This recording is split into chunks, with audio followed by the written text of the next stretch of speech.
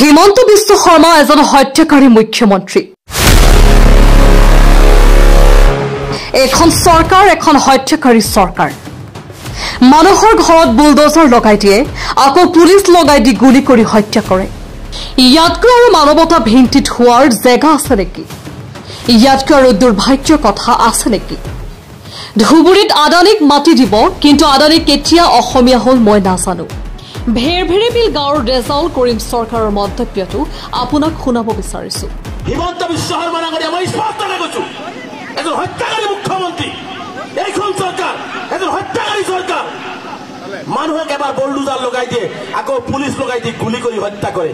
ইয়াতকৈ আৰু মানৱতা ভুলণ্ডিত হোৱাৰ জাগা আছে নেকি? ইয়াতকৈ আৰু দুৰ্ভাগ্যৰ কথা আছে নেকি? ধুবুৰীত আদানীক মাটি দিব।